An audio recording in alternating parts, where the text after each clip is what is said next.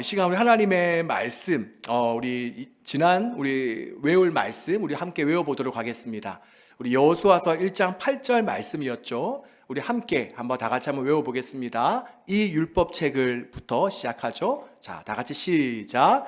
이 율법책을 내 입에서 떠나지 말게 하며 주야로 그것을 묵상하여 그 안에 기록된 대로 다 지켜 행하라. 그리하면 내 길이 평탄하게 될 것이며 내가 형통하리라. 여호수아 1장 8절 말씀. 아멘. 네, 우리 매주마다 우리에게 또 암송 말씀 잘 외울 수 있는 우리 모두가 되기를 바랍니다. 자, 이어서 우리 하나님의 말씀 함께 보도록 하겠습니다. 우리 오늘 찾을 말씀은 마가복음 12장 35절에서 44절까지 말씀입니다. 마가복음 12장 35절에서 44절까지 말씀, 우리 함께 한 절씩 교독하도록 하겠습니다. 예수께서 성전에서 가르치실세 대답하여 이르시되 어찌하여 서기관들이 그리스도를 다윗의 자손이라 하느냐.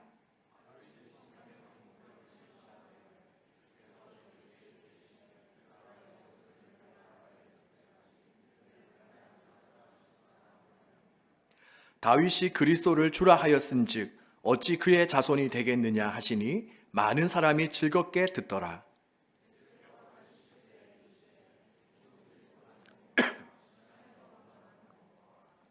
회당의 높은 자리와 잔치의 윗자리를 원하는 서기관들을 삼가라.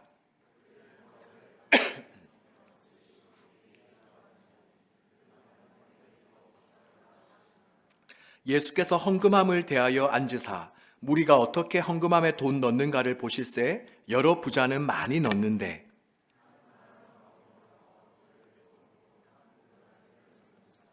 예수께서 제자들을 불러다가 이르시되 내가 진실로 너희에게 이르노니 이 가난한 과부는 헌금함에 넣는 모든 사람보다 많이 넣었도다. 그들은 다 그 풍족한 중에서 넣었거니와 이 과부는 그 가난한 중에서 자기의 모든 소유 곧 생활비 전부를 넣었느니라 하시니라. 아멘. 혹시 여러분은 이 세상을 살아오면서 표어나 신조로 삼은 말이 있습니까? 혹시 여러분 인생의 모토와도 같은 그러한 말씀이 있습니까? 저에게는 모토가 되는 한 줄 말씀이 있는데 그것은 초등학교 3학년 담임 선생님께서 말씀해 주신 최고보다는 최선을 이라는 말입니다. 수업을 할 때마다 담임 선생님께서는 저희 반 아이들에게 너희는 최고가 되려고 하기보다는 최선을 다하는 삶을 살아야 된다라는 그런 말씀을 종종 하셨는데 어느새 그 말씀이 제 인생의 모토가 된 것 같습니다. 그런데 오늘 본문 바로 앞인 마가복음 12장 28절부터 34절까지 말씀을 보면 바로 예수님께서도 하나님 나라 백성들이 그들의 인생의 모토로 삼아야 될 그런 말씀에 대해 알려주십니다. 우리가 오늘 읽지는 않았지만 그 내용을 한번 살펴보면 서기관 중 한 사람이 예수님께 다가가 질문을 합니다. 선생님이요, 모든 계명 중에 첫째가 되는 것은 무엇입니까? 즉 모든 계명 중에 어떤 말씀이 가장 중요합니까? 라고 물었습니다. 그런데 사실 이러한 질문은 당시 유대교 랍비들이 끝없이 논쟁을 벌였던 부분이기도 합니다. 당시 유대인들에게는 모세오경에 명시된 율법을 세분화한 613개의 규정들이 있었습니다. 네, 그러니까 613개의 지켜야 될 율법들이 있었던 거죠. 네, 정말 그 수가 참 많죠. 그리고 그것을 두 부분으로 나누면 먼저는 248개는 뭐뭐 하라라는 적극적 행위를 요구하는 규정이었고 또 나머지 365개는 뭐뭐 하지 마라라는 소극적인 금지 규정이었습니다. 그리고 이 뒤에 나오는 명령들은 앞의 것에 비해서 덜 중요하게 여겨졌습니다. 그러면서 랍비들은 이 수많은 613개의 규정들 중에 어느 것이 더 중요하고 또 어떤 것은 덜 중요한지를 끊임없이 물었습니다. 왜냐하면 이 많은 규정들을 다 잘 지키는 것은 어렵기 때문에 먼저 가장 중요한 순서대로 지키기 위함이었습니다. 그런데 오늘 본문을 보니 이런 이유에서였는지 서기관이 예수님께 묻습니다. 선생님이요, 계명 중에 첫째는 무엇입니까? 어떤 계명이 이 중에서 가장 중요합니까? 라고 묻고 있었습니다. 그러자 예수님께서는 뭐라고 말씀하시죠? 바로 마가복음 12장 29절부터 31절까지 말씀을 보면 이렇게 이야기하십니다. 우리가 한번 이 시간 함께 읽었으면 좋겠는데, 우리가 이 말씀을 읽을 때에 단지 예수님께서 이 서기관에게만 하신 말씀이라고 생각하지 말고 지금 이 시간 우리에게 주신 그 말씀이라는 생각을 가지고 우리가 한번 29절부터 31절까지 말씀을 우리 함께 한번 읽어보도록 하겠습니다. 우리 함께 읽습니다. 예수께서 대답하시되 첫째는 이것이니 이스라엘아 들으라. 주 곧 우리 하나님은 유일한 주시라. 내 마음을 다하고 목숨을 다하고 뜻을 다하고 힘을 다하여 주 너의 하나님을 사랑하라 하신 것이요. 둘째는 이것이니 내 이웃을 내 자신과 같이 사랑하라 하신 것이라. 이보다 더 큰 계명이 없느니라. 아멘. 사실 이 말씀은 예수님께서 이 서기관에게 하시기 전 약 1500년 전에 하나님께서 모세를 통해 이스라엘 백성에게 주셨던 말씀입니다. 물론 그때에는 너의 이웃을 내 자신과 같이 사랑하라 라는 말씀은 빠져 있었지만 바로 첫 번째 부분인 마음과 뜻과 힘을 다하여 너의 하나님을 사랑하라 라는 그런 말씀을 주셨습니다. 자, 하지만 그때도 하나님께서는 바로 가나안 땅 진입을 앞둔 이스라엘 백성들에게 하셨고, 또 이렇게 1500년이 지난 이 시점에도 예수님을 통해 이 말씀을 하셨습니다. 자, 그렇다면 한번 우리가 생각해 볼 것은 왜 이렇게 하나님은 계속적이고 지속적이고 반복적으로 이와 똑같은 말씀을 계속 하셨을까요? 그 이유는 무엇이겠습니까? 그것은 바로 정말 하나님께서 저와 여러분에게 정말 원하시고 바라시는 모습, 바로 천국 시민의 모습은 하나님을 사랑하고 이웃을 사랑하는 것이기 때문입니다. 자, 여러분, 하나님께서 우리에게 어떤 모습을 가장 원하시고 바라신다고요? 바로 두 가지, 하나님 사랑 그리고 이웃 사랑입니다. 그러기에 우리가 이렇게 예배당에 모여서 아무리 멋지고 화려하게 하나님을 예배하고, 또 아무리 하나님의 말씀을 많이 알고 또 하나님을 위해서 나의 물질과 시간과 에너지를 드린다 하여도 이처럼 하나님 나라 백성이 살아가야 될 그 방식인 하나님 사랑과 이웃 사랑을 우리가 실천하지 못한다면 어떻게 되겠습니까? 바로 결코 우리는 하나님의 마음에 깊은 감동과 기쁨을 드릴 수가 없는 것입니다. 그러기에 우리가 하나님 사랑과 이웃 사랑, 이것을 우리 인생의 모토로 삼고 우리가 날마다 실천할 수 있기를 바랍니다. 자, 그리고 이어서 말씀을 보면 그 말씀을 드린 서기관은 예수님께 뭐라고 합니까? 자, 32절과 33절 말씀을 보면 이렇게 나와 있습니다. 제가 한번 읽어드리겠습니다. 서기관이 이르되 선생님이여 옳소이다. 하나님은 한 분이시요 그 외에 다른 이가 없다 하신 말씀이 참이니이다. 또 마음을 다하고 지혜를 다하고 힘을 다하여 하나님을 사랑하는 것과 또 이웃을 자기 자신과 같이 사랑하는 것이 전체로 드리는 모든 번제물과 기타 제물보다 나으니이다. 자, 어떻습니까? 그래도 이 서기관은 다른 서기관에 비해서 예수님과 말이 참 잘 통하죠. 그래서 예수님 역시 이 서기관을 향해 뭐라고 말씀하십니까? 바로 34절을 보면 예수께서 그가 지혜 있게 대답함을 보시고 이르시되 내가 하나님의 나라에서 멀지 않도다 하시니 그 후에 감히 묻는 자가 없더라 라고 말씀하십니다. 즉 예수님께서도 그 대답을 들으시고 서기관을 칭찬하십니다. 바로 예수님 역시 그래, 지금 너가 하는 말이 옳다. 하나님 사랑과 이웃 사랑이 그 어떤 예배, 그 어떤 행사보다도 더 중요하다라고 말씀하신 것입니다. 그리고 또 우리가 이 장면을 보면 그래도 이 서기관은 외식하는 다른 서기관이나 바리새인과 같지 않고 진심으로 하나님의 말씀을 잘 믿고 따랐다는 것을 우리는 보게 됩니다. 이처럼 우리가 하나님께서 일하시는 방식을 보면 아무리 어둡고 타락한 시대라 할지라도 하나님께서는 반드시 그 시류에 편승하지 않고 타협하지 않는 바로 그러한 거룩한 소수를 남겨두셨다는 것을 우리는 볼 수 있습니다.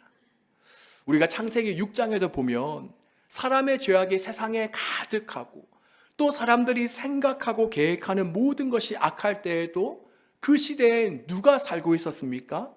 바로 의인이요, 당대의 완전한 자요, 하나님과 동행한 노아가 있었습니다. 또한 민수기 13장에도 보면 10명의 사람들은 가나안 땅을 정탐하고 나서 이렇게 보고했습니다. 저 가나안 땅에 있는 사람들은 정말 신장이 장대한 자들이고 거인이며 그에 비해서 우리는 너무나도 초라한 메뚜기와도 같습니다 라고 보고를 하죠. 하지만 그때에도 여호수아와 갈렙 두 사람은 뭐라고 말씀합니까? 여러분, 그 땅 백성을 두려워하지 마십시오. 그들은 우리의 먹이라. 그들의 보호자는 그들에게서 떠났고 여호와는 우리와 함께 하시느니라. 그러므로 그들을 두려워하지 말라라고 이야기하였습니다. 이처럼 하나님께서는 모두가 다 세상에 넘어가고 마귀의 포로가 된 것 같아 보이지만 바로 이렇게 그렇지 않는 소수를 남겨두심으로 말미암아 그들을 통해 하나님의 놀라운 새 역사를 다시 열어 가시는 것입니다. 저는 생각하기를 이 자리에 함께한 우리 예전사 청년들 여러분이 이 시대에 하나님께서 남겨놓으신 남은 자라고 확신합니다. 아멘이십니까? 네, 대답을 보니까 저만 그렇게 생각하고 있는 것 같은데 아멘이시죠? 아멘, 그렇습니다. 우리가 주위를 둘러보면 정말 예수님 믿는 사람은 거의 보이지 않고 주변에 다 기독교를 폄하하고 비하하는 사람들밖에 보이지 않지만 그래서 이미 이 세상은 완전히 공중권세 잡은 그러한 자들의 손에 놀아나는 것처럼 여겨지지만 바로 하나님께서는 마귀와 세상의 유혹과 시험을 거부하고 바로 하나님의 말씀을 쫓는 여러분을 통하여서 또 세상의 힘과 권력이 아니라 정직과 사랑과 겸손으로 정말 이 세상과 맞서 싸워보려는 여러분으로 인하여서 하나님의 놀라운 새 역사가 이 시대에 일어나기를 간절히 소망합니다. 네, 간절히 소망합니다. 아멘. 자, 이처럼 오늘 보면 바로한 내용을 통해서 우리는 무엇을 알 수 있습니까? 바로 하나님께서 가장 중요하게 여기시는 핵심 가치는 무엇인가? 또한 하나님 백성인 우리가 평생 지녀야 될 모토가 무엇인지를 우리가 살펴보았는데 그렇다면 당시 예수님께서 사셨던 그 당시의 영적인 실상은 어떠하였겠습니까? 우리가 결론부터 말씀드리면 아주 비참하고 끔찍합니다. 정말 참혹합니다. 우리가 본문 38절부터 40절까지 말씀을 우리 한번 함께 읽어보도록 하겠습니다. 우리 함께 읽습니다. 예수께서 가르치실 때에 이르시되 긴 옷을 입고 다니는 것과 시장에서 문안받는 것과 해당의 높은 자리와 잔치의 윗자리를 원하는 서기관들을 삼가라. 그들은 과부의 가산을 삼키며 외식으로 길게 기도하는 자니 그 받는 판결이 더욱 중하니라 하시니라. 아멘. 방금 읽었던 저 말씀을 보면 당시 서기관들의 모습이 어떠했는지를 우리는 볼 수 있습니다. 그런데 사실 저 말씀은 당시 서기관들의 모습일 뿐만이 아니라 당시 이스라엘 전체의 영적인 모습을 보여주는 장면입니다. 왜냐하면 지난 주일에도 말씀드렸다시피 열이면 열, 백이면 백, 바로 백성들은 타락한 지도자들의 모습을 똑같이 따라가며 되풀이하게 되어 있기 때문입니다. 그렇다면 본문에 나타난 서기관들의 모습은 어떠합니까? 우리가 한번 하나하나 살펴보면 먼저 첫 번째로 그들은 어떤 옷을 입고 다니기를 즐겼죠? 어떤 옷? 네, 긴 옷을 입고 다니기를 좋아했습니다. 그렇다면 왜 그들은 긴 옷을 입고 다니기를 좋아했나? 바로 그들이 입은 그 긴 옷이 자신이 어떤 자인지를 자신의 신분을 드러내 주었기 때문입니다. 이것은 요즘도 마찬가지죠. 왜 많은 사람들이 명품을 그토록 선호합니까? 명품 옷, 명품 자동차. 바로 본인이 남들에게 직접 말하지 않아도 그 옷만 입고 있으면, 그 자동차만 타고 있으면 야, 나 이 정도 능력돼, 나 이 정도 재력 가지고 있어 라는 것이 드러나기 때문입니다. 근데 당시 서기관들도 마찬가지입니다. 그들은 세마포로 된 통옷과 또 땅에까지 닿는 긴 두루마리를 입고 다녔는데, 그리고 그 옷에는 율법을 담은 통들과 수많은 옷술이 달려져 있었습니다. 그러니 누구든지 저기 걸어오는 사람이 그 긴 옷을 입는 것을 보면 저 사람은 서기관이구나 라는 것을 다 알 수 있었습니다. 그러니 서기관은 그러한 자신의 신분과 지위를 나타내는 긴 옷을 입는 것을 선호했던 것입니다. 자, 그리고 두 번째로 서기관들은 어떠했습니까? 그들은 높은 자리, 윗자리를 선호하며 그러한 자리에 앉기를 원했습니다. 우리가 본문 말씀을 보면 그들은 회당에 가거나 잔치집에 가서도 항상 상석에 앉기를 원했다는 것을 우리는 볼 수 있습니다. 즉 이처럼 당시 서기관들은 하나님을 높이고 또 다른 이들을 높이기보다는 또 하나님의 백성들에게 하나님의 말씀을 잘 가르쳐서 그들을 의의 길로 인도하기보다는 오직 자신을 드러내고 높이는 것에 급급해 있었습니다. 그러니 그들은 하나님께서 허락하신 직분과 사명을 정말 잘못 사용하고 있었던 것입니다. 자, 그리고 또한 마지막으로 서기관들은 어떠하였냐? 그들은 일부러 사람들이 보는 앞에서 길게 기도했고 또 과부의 가산을 삼켰습니다. 우리가 당시 서기관들의 역할을 보면 그들은 오늘날의 법률가도 같은 역할을 담당했습니다. 즉 과부나 고아와 같은 그 사회적 약자들을 보호하고 살펴줄 그런 사회 안정망을 만들고 또 실질적으로 그들을 보호해야만 하는 임무가 있었습니다. 그런데 정작 그래야 될 그들은 어떻게 했냐? 바로 그런 과부들과 상담을 한 뒤에 높은 수임료를 요구하며 오히려 가난한 자들을 더 어렵게 만드는 그러한 자들이었습니다. 그러니 예수님께서는 오늘 이 말씀을 통해서 당시 서기관들의 만행을 낱낱이 드러내며 고발하고 계시는 것입니다. 그런데 여러분, 이러한 말씀은 우리 역시 잘 귀담아 들어야 됩니다. 왜냐하면 우리 역시 서기관들과 같이 예수 그리스도로 옷 입지 않고 그저 남들에게 자랑하고 보여주는 그 세상적인 가치와 스펙들로만 치장하며 살아간다면, 또 하나님께서 우리에게 부여하신 그 은혜들, 또 하나님께서 우리에게 주신 재능과 달란트를 가지고 하나님과 이웃을 섬기고 사랑하는 데 사용하지 않고 오직 그것을 나 자신만을 위해 사용하며 살아간다면 훗날 우리 역시 심판자로 오실 예수님께서 이러한 우리의 모든 만행과 잘못과 죄들을 다 낱낱이 드러내실 것이기 때문입니다. 그러기에 우리는 그때를 맞이하기 전에 지금 이 자리에서 우리들 자신을 잘 살펴보아야 됩니다. 나 역시 내면보다 외면에 더 치우쳐서 지금 남들에게 보여주기식 삶을 살아가고 있는 것은 아닌지, 또 하나님께서 나에게 허락하신 그 재능과 시간과 물질을 하나님과 이웃을 위한 도구로 사용하는 것이 아니라 오로지 나 자신의 탐욕을 채우는 도구로 사용하고 있지는 않는지, 또 하나님과 이웃보다는 나 자신을 높이고 드러내는 데에만 혈안이 되어 있지는 않는지, 그리고 만약 그러하다면 어서 빨리 우리는 하나님께 나아가서 주님, 저로 하여금 날마다 예수 그리스도로 옷 입는 삶을 살게 하옵소서. 나를 자꾸만 드러내고 높이려는 세속적 태도를 버리고 하나님과 이웃을 높이고 섬기며 살아가게 하여 주시옵소서. 또한 주님께서 주신 이 달란트와 은혜를 하나님께서 원하시는 곳에 바르게 사용하게 하여 주십시오라고 기도하며 우리의 모든 생각과 행동과 삶의 모습을 바로 하나님께서 원하고 바라시는 쪽으로 우리는 바꾸어 가야 하는 것입니다. 자, 그리고 뒤이어 나오는 가난한 가부의 헌금 이야기 역시 바로 이들 서기관의 만행과 관련이 있습니다. 우리는 지금까지 41절부터 44절까지 말씀을 들으면서 어떤 생각을 합니까? 하나님은 드리는 헌금 액수보다 헌금하는 자의 마음의 크기를 더 크게 여기시구나 하고 보통 생각해 왔을 것입니다.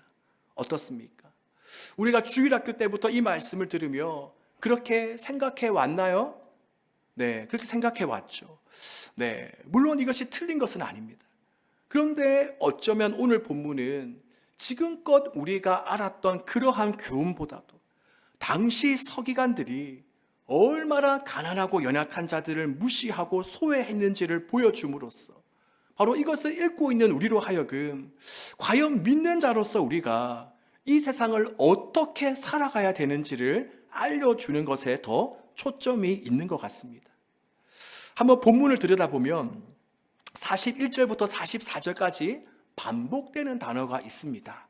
네, 우리 쉬운 건데 한번 찾아볼까요? 뭐가 반복되죠? 네, 제 얼굴을 보면 답이 나오지 않죠? 네, 우리 말씀을 한번 보시면 41절부터 44절까지 반복되는 단어가 하나 있습니다. 뭐가 나올까요? 맞아요. 네, 우리 세준이 맞습니다. 가난입니다. 우리가 42절, 43절, 44절에다 보면 가난이라는 단어가 계속해서 반복되고 있습니다. 그런데 헬라어로 이 가난은 세 가지 의미로 종종 사용되곤 합니다. 첫 번째 가난은 상대적인 빈곤이 있습니다. 이것은 서로 상대에 비교했을 때 내가 상대방보다는 조금 더 이렇게 곰핍하게 느껴지는 것을 말하죠. 그리고 두 번째는 바로 절대적인 빈곤입니다. 그리고 세 번째는 뭐냐?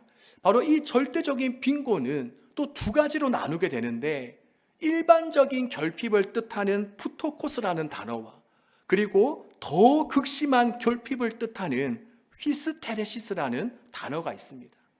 그러니 바로 헬라어로 이 가난은 상대적인 빈곤, 또 절대적인 빈곤 속에서 일반적인 결핍을 뜻하는 단어가 있고 또 더 극심한 결핍을 뜻하는 단어, 이렇게 세 가지 단어가 있는 것이죠. 그렇다면 오늘 본문에서 사용된 이 가난은 이 세 가지 중에 헬라어 어떤 단어에 해당되는 것 같습니까? 어떤 단어에 해당될까요? 1번, 2번, 3번 몇 번에 해당될까요? 네, 맞추려는 의지가 별로 보이지 않는 것 같은데 몇 번? 네, 틀려도 좋으니까 몇 번일까요? 네, 사랑합니다 여러분. 바로 극심한 가난, 극심한 결핍을 뜻하는 세 번째 휘스테레시스라는 단어가 사용되고 있습니다. 그렇다면 이 말은 뭐냐? 지금 이 본문에 나오는 가난한 과부는 어떤 사람이라는 겁니까? 정말 당장 먹을 것이 없는 절대 빈곤의 상태, 바로 최하위 빈민층이었음을 뜻하는 그러한 말입니다. 그런데 지금 이 여인은 무엇하고 있죠? 바로 얼마 되지 않는 마지막 남은 그 두 렙돈, 약 한 500원 정도 되는 돈을 가지고 자신의 줄임배를 채우는 것이 아니라 하나님께 바치고 있습니다. 그렇다면 여러분, 그 이유가 뭘까요? 그 이유가 뭘까요? 왜 이 여인은 마지막 남은 그 돈을 하나님께 드렸을까요? 네, 물론 첫 번째는 하나님을 의지하고 사랑하는 마음이 있었겠죠. 그리고 사회적인 이유를 우리가 따져보면 두 번째 또 다른 이유는 뭐냐? 바로 당시 종교 지도자들이 성정세를 걷는다는 이유로 또 13가지, 성전 앞에 보면 헌금함이 종류가 다 달랐는데 13개가 있었어요. 13개. 바로 그러한 헌금을 한다는 목적으로 하도 헌금을 많이 강조하다 보니까 정말 이 여인은 이것을 드리고 나면 곧바로 굶어 죽을 수 있는 상황에서도 남은 전부를 다 하나님께 드리고 있는 것입니다. 그러기에 이 본문은 가난한 과부의 그 헌금을 칭찬하는 목적도 있겠지만 그보다는 먼저 바로 그 당시 종교 지도자들의 악습을 고발하면서 너희가 종교 지도자냐? 너희가 정말 하나님과 이웃을 사랑하는 자라고 할 수 있냐? 제발 겉으로만 거룩한 척, 경건한 척 하지 말고 고통 속에 있는 저 가난한 과부, 저 이웃의 신음소리에 한번 귀를 좀 기울여 봐라. 그들의 아픔을 좀 헤아려 보아라라는 그런 교훈이 담겨져 있는 것입니다.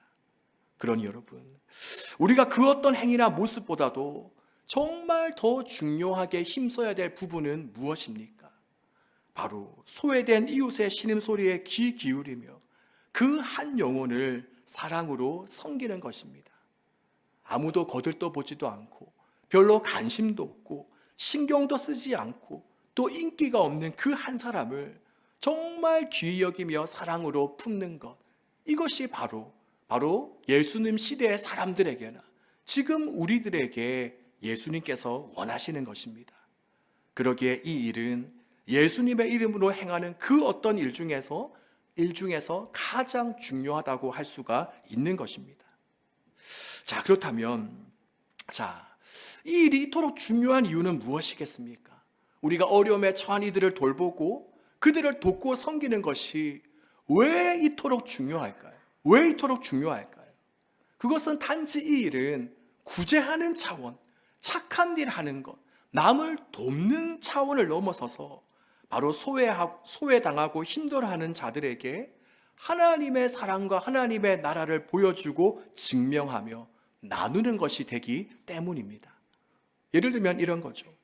우리가 작년 성탄절에 부산역에 가서 노숙자분들과 어르신들에게 작은 선물과 음식을 나눠 주었습니다. 그때 그분들이 이러한 우리의 모습을 보고 무엇을 느끼고 경험하셨을까요? 물론 별다른 생각 없이 그냥 주니까 받으신 분들도 물론 있겠죠. 하지만 그 중에 어떤 분들은 아마 그때 그 시가 하나님의 나라는 이런 곳이구나. 이 세상 나라, 지금 내가 살아가고 있는 이 세상 나라는 나이 든 사람, 아픈 사람, 가난한 사람들을 거들떠보지 않고 무시하는데 하나님 나라는 다르구나. 하나님 나라는 나 같은 사람을 생각하고 돌아보며 귀하게 여기는구나. 하나님의 나라는 이런 곳이구나. 하나님은 바로 이런 분이시구나 하는 것을 느끼고 바라보며 경험하셨을 것입니다.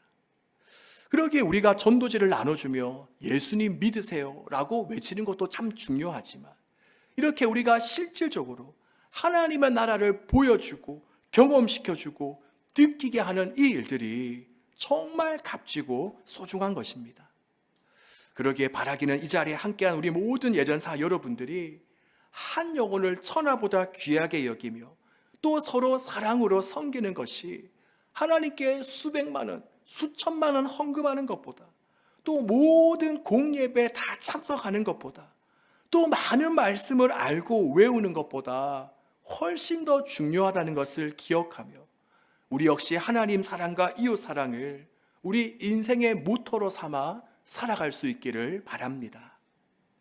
자, 그리고 끝으로 한 부분만 더 살펴보도록 하겠습니다. 자, 그것은 바로 어떻게 하면 방금 이야기한 것처럼 우리가 하나님 사랑, 이웃 사랑을 그 어떤 것들보다 가치 있게 여기며 그러한 삶을 살아갈 수 있는가 하는 것입니다.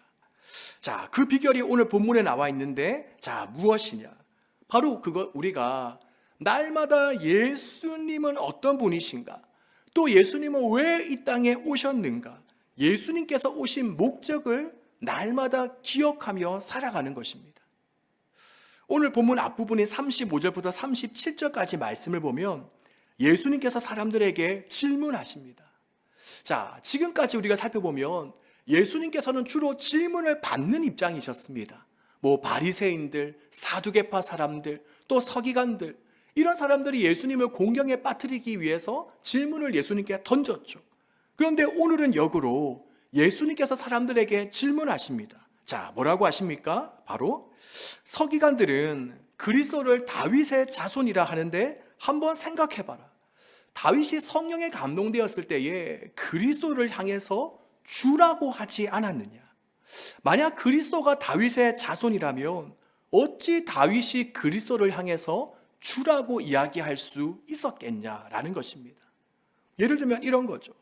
보통 할아버지 할머니들이 손자나 손녀를 향해 뭐라고 부릅니까? 네, 우리 명절에 혹시 할아버지 할머니 뵌 분들이 있죠. 자, 그때 그분들이 여러분을 향해서 뭐라고 부르죠? 그냥 편안하게 희종아, 이렇게 상윤아 하고 그냥 편하게 이름을 부르죠. 혹시 할아버지가냐 할머니가 여러분을 향해서 주님이라고 부르시는 분 계십니까?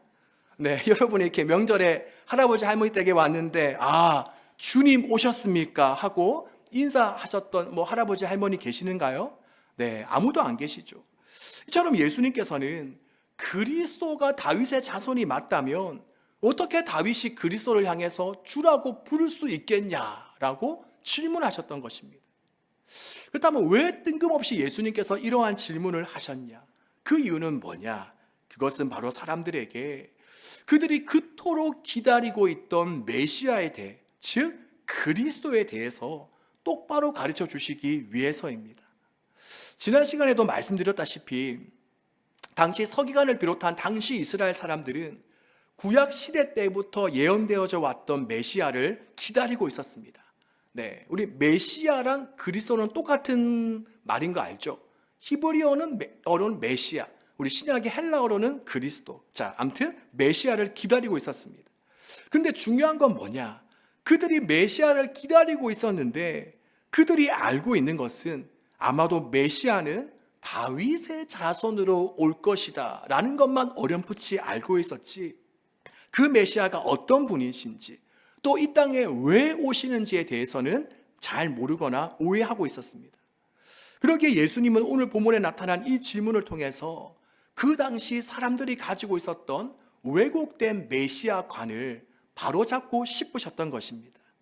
자, 그렇다면 예수님께서 말씀하신 메시아는 어떤 분이시냐? 우리가 이것을 알기 전에 먼저 당시 사람들이 메시아에 대해서 어떻게 생각하고 있었는지를 알아야 되는데, 이것은 우리가 지난 시간에 이미 살펴보았습니다. 당시 이스라엘 사람들은 메시아를 누구라고 생각하고 있었죠? 바로 로마의 압제로부터 자신들을 해방시켜줄 정치적 그리고 군사적 해방자, 구원자라고 생각하고 있었습니다. 그러니 그들은 자신을 억압하고 있는 이 로마보다 더 강한 힘과 능력을 가진 메시아가 나타나서 지금 자신들을 구원해 주실 것이다라는 그러한 믿음을 가지고 있었던 것입니다. 그러니 예수님을 쫓아다녔던 제자들 역시 예수님을 오해해서 나중에 예수님께서 로마를 물리치시고 왕이 되시면 제발 중요한 보직에 우리를 좀 앉혀주십시오라고 청탁까지 하게 되죠. 그런데 오늘 본문에서 예수님은 메시아에 대해서, 그리스도에 대해서 어떻게 말씀하십니까? 바로 36절에 보면 주께서 내 주께 이르시되 내가 내 원수를 내 발 아래에 둘 때까지 내 우편에 앉았으라 하셨도다. 자, 저기 저 말씀을 보면 두 번째 줄에 주라는 단어가 두 개 나오는데, 자, 첫 번째 주는 누구를 가리킬까요? 첫 번째 주, 두 번째 줄 가장 처음에 있는 주는 누구를 가리킬까요? 바로 하나님 아버지를 가리킵니다. 그렇다면 뒤에 나와 있는 내 주는 누구를 가리킬까요? 바로 그리스도를 말합니다. 그러니 다시금 저 말씀을 풀어보면 하나님께서 예수 그리스도에게 어떤 말씀을 하셨다는 거죠? 내가 너의 원수를 너의 발 아래에 둘 때까지 너는 내 우편에 앉아 있어라 라는 그러한 말입니다. 이것을 통해 우리는 무엇을 알 수 있냐? 바로 메시아는 어떤 분이신지, 그리스도는 어떤 분이신가를 알 수 있습니다. 바로 메시아, 그리스도는 어떤 분이시냐? 그저 힘과 권력으로 로마의 압제에서 해방시켜줄 이 땅의 왕, 이 땅의 통치자, 이 땅의 구원자가 아니라 바로 하나님 우편에 앉아 계신 하나님 나라의 왕이시라는 사실입니다.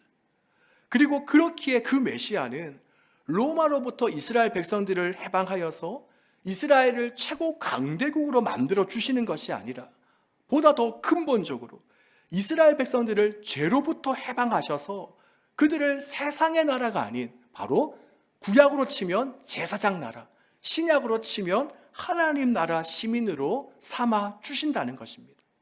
그리고 그분은 힘과 권력으로 사람들을 억누르고 억압하는 것이 아니라 바로 사랑과 겸손으로 통치하며 섬긴다. 그러니 지금 너희도 이 땅의 왕처럼 높아지려 하고 더 많은 힘을 가지려고 하기보다는 하나님 나라의 왕이신 예수님처럼 사랑과 온유와 겸손으로 하나님과 이웃을 섬겨라 라고 말씀하고 계시는 것입니다. 그러니 이 말씀의 뜻을 알려면 우리가 앞에 나오는 하나님 사랑, 이웃 사랑부터 우리가 쭉 살펴보면 그 뜻이 계속해서 이어지는 것이죠.